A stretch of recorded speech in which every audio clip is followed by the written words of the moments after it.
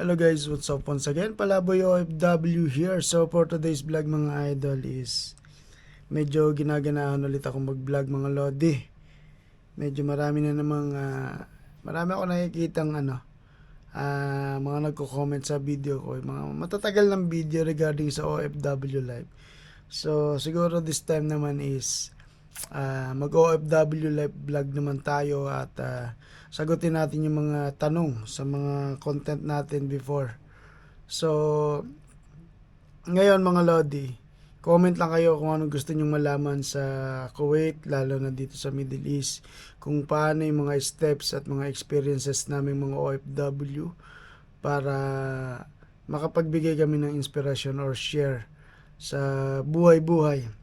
Lalo pa ngayon at sa kasalukuyan na sitwasyon sa Pilipinas, yung talamak yung korupsyon, talagang harap-harapan tayong niloloko ng ating gobyerno, mga nasa politiko, at napakasakit no na isipin na yung mga mayayaman is lalong lumayaman at ang mga magnanakaw ay hindi nakukulong.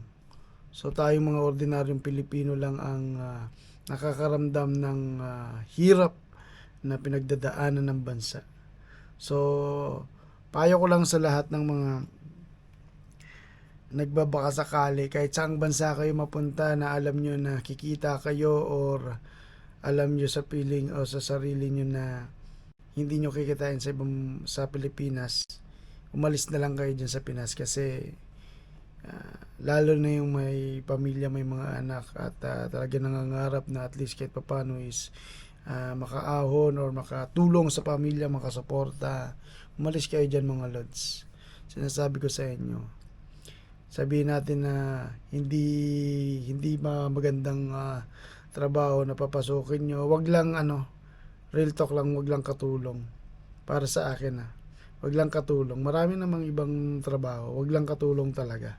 Kung may chance pa kayo makahanap ng ibang trabaho, at least wag na katulong para sa akin sa Middle East.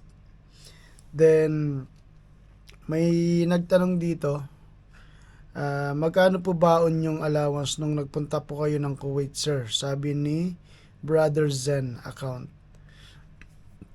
Nung pumunta ako dito ng Kuwait, way back 2013, syempre ang daming gastos ang natatandaan kong placement fee ko nun, share ko lang kasi one full month salary ng sa fast food ako nun na nag-apply, mga 18,000 yata yung placement fee. So ipinangutang pa yun ng asawa ko na ngayon yung 10,000. Nag-down na kami 10,000, then the rest installment. So pinangutang pa yun ng asawa ko ngayon na para lang makalis ng placement fee. Tapos syempre ang baon ko noon is damit. Mga damit na dadaling ko lang dito. Damit, tapos konting biskwit, kape. Ayun natandaan ko Tapos walang cash. Tsaka wala talaga akong pera noon yung 2013, kaya nga umalis ako kahit nga fast food pinatos ko na Tsaka sabi ko sa sarili ko noon na kahit na anong trabaho basta makaalis lang ng Pilipinas. Ang importante sa akin dati yung lang, yung continuous lang nakita, yung walang end of contract na trabaho. Kasi naman yung mga trabaho ko sa Pilipinas puro minimum wage lang, puro restaurant. Hindi ako nagiging permanent or nare-regular. So that time ako noon ako yung breadwinner So may kapatid akong nag-aaral pa. So sabi ko sa sarili ko, kahit anong trabaho, basta tuloy-tuloy.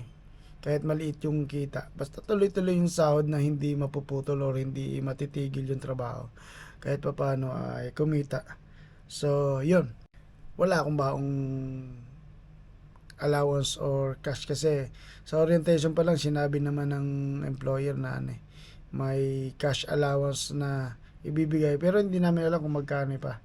Then libre naman pagkain, so wala akong perang dala. So yun lang, ma-share ko lang. So kaya kayo mga lods, pag may opportunity lalo sa panahon ngayon at alam naman natin na puro nakawan yung nangyayari sa Pilipinas, kuhanin nyo yung trabaho and then take advantage nyo. Yun lang. Please subscribe.